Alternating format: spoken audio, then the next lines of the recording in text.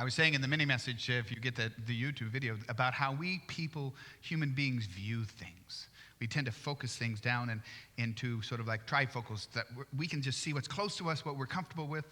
Whereas God's vision is one that is a perspective that's like this stained glass window glasses, just this kaleidoscopic change.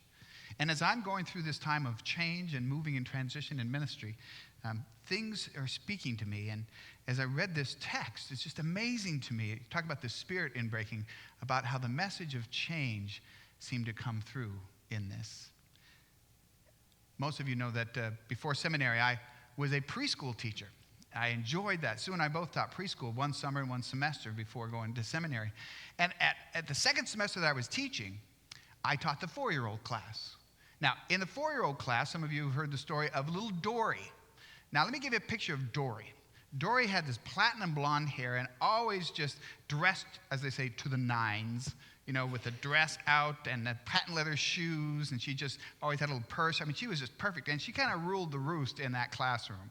She was kind of the queen bee of the 4-year-olds. And in that day, when kids would come to the school, I would go up individually and give them a hug. We didn't worry about that. We were just welcoming them in. And I would always do that with all the kids. And then one morning, I noticed Dory wasn't there. And 10 minutes went by, 15 minutes, and finally Dory came in. Now, Dory didn't look good. She looked stressed. She was kind of out of breath. She came in, her hair was a little disheveled. And I said, Dory, are you all right? She says, no. I said, well, what's wrong? And she said, it's my brother. Now, she had a 18-month-old brother at the time. I said, well, what happened? She said, just when my mother was going to give him a bath, he ran out in the yard with no clothes on or nothing. And I had to run out and sit on him. Now, I chuckled a little bit too, and she looked at me rather seriously, and she said, I'm not sure we're going to keep him.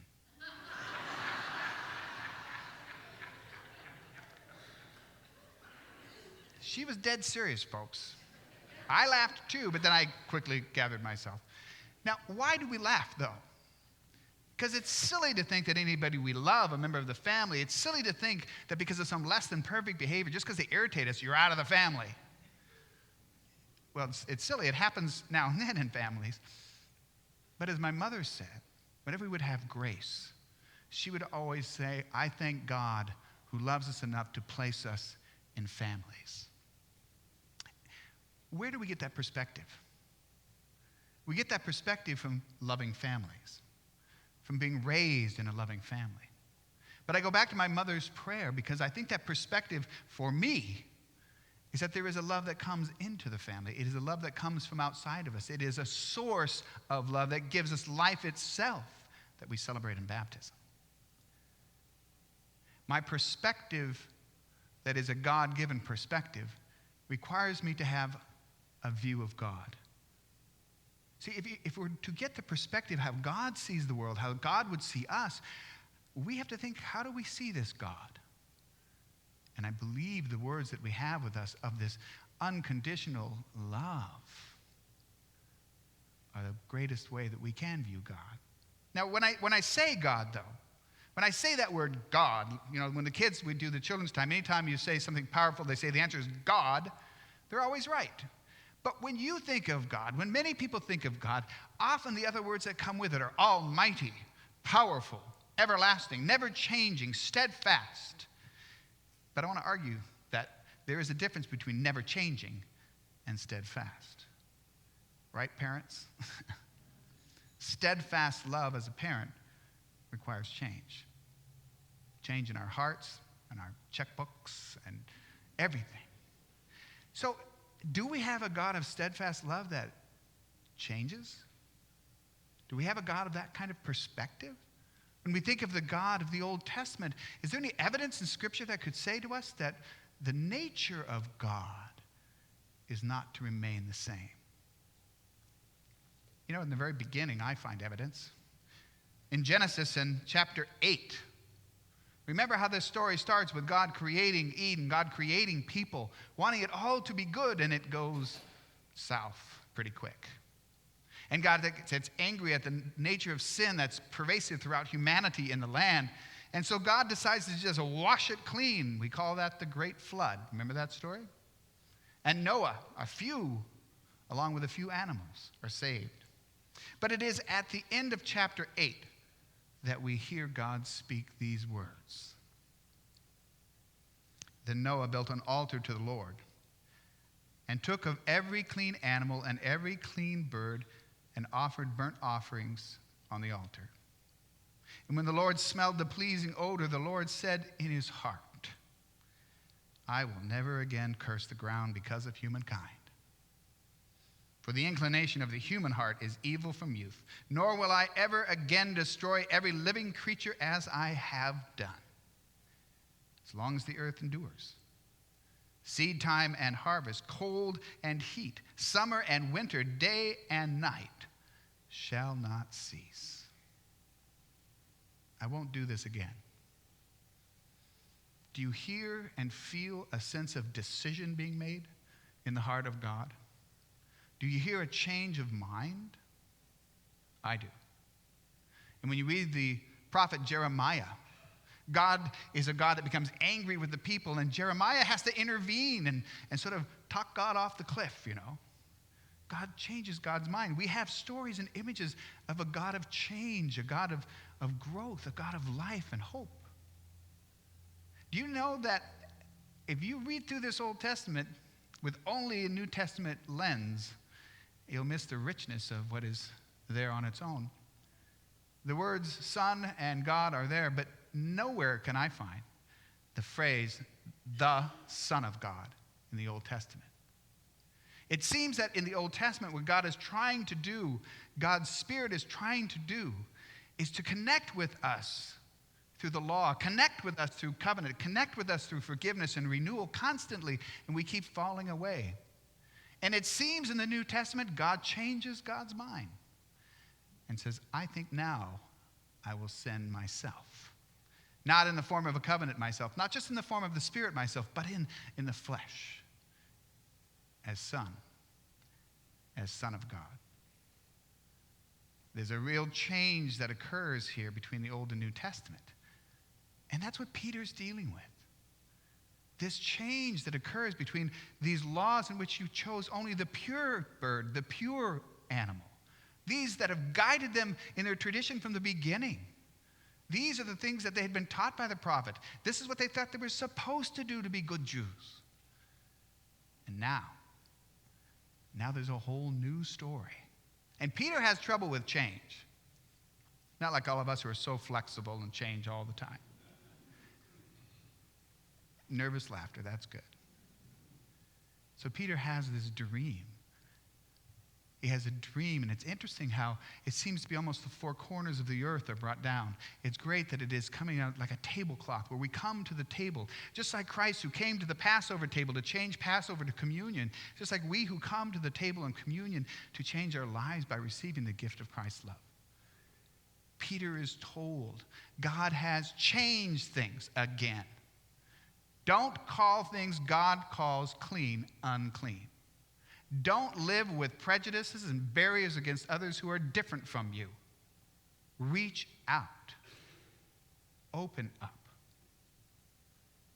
And we as a church fall into this pattern too.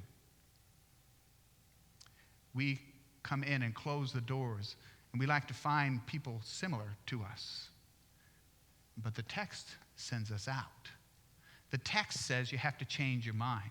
Do you know that when we just did the membership vows, that it used to be your prayers, your presence, your gifts, and service, but about 8 years ago, they added, and your witness, which means we have to go out and invite people in, not just put up a new electronic sign and hope people will come by. I said in the video, who is not included in the love of God? And there are two people who are not included. And they're not in this room. There are two kinds of people, I think. There are those who have not heard of this love of God. And then there are those who have heard it wrong. Because who doesn't want to hear about unconditional love? Who doesn't want to hear that the source of everything and the hope of all is that there is a love beyond what we see in humanity that can transform humanity if we change the way we behave with one another? And the thing that changes us more than anything else is to be washed over with forgiving love. I have to believe that. I have to gain that perspective. Because as I go out now in these next challenge, as I move from being a pastor of this one church to 80 churches, I've already been going out. I don't like this change. But you know what? It's changing my perspective. Did you know there are other churches out there? Did you know there's some really nice people like you in Tustin? Yeah, in Brawley? I hope so. It's awful hot out there. And did you know that there are these wonderful people that are called pastors? There's about 300 of them out there. And they have committed their lives to this love. And they've committed their livelihood to this work. And I'm sad that so many people don't receive it. I'm sad that churches have been drying up instead of flooding out. And we have to go out. This change in my life has worked a change in me. I've been called to be in here, sending you out. And now I go out there, calling people into community, into relationship, to continue what you have taught me, what we have constantly learned together about right relationship, because that's the very definition of the nature of God, to be in right relationship of self-giving, sacrificial love. And that is powerful. That's why with the kids, I said the most powerful word there is love. And it comes to us in this message. It is my privilege in these next 2 months to be able to share with you what seems to come from these texts to me so clearly, with the images and the windows and the lenses that I've received over the years. And I close with this one, a story that was shared with me when I was in seminary. It was the story of a father and a daughter. And they were living in a small town, really far from anything. And so the thing they enjoyed most was being outdoors, being physical on the farm and wrestling at night until they just laughed, and running in the morning miles. They were strong and vigorous until one day her father came down with a strange illness, and they couldn't diagnose it in a small town. So they flew him off to a major metropolitan area, and he was in this hospital for disease control. And they couldn't find it. It was beginning to waste away at his muscles, and she couldn't afford to go to the hospital to be with him. She could only talk with him on the phone. And she thought of this vibrant, large, physically strong man withering away and separate from him. They were able to eradicate the cause, but they couldn't change the effect of the disease. And although they saved his life, he lost much of his capacity and became a paraplegic. The day that he got home, she was waiting at the airport and looking out the glass, kind of like this here. And she saw him for the first time in months. This robust man, frail and in a wheelchair, coming toward her. And it caught her breath.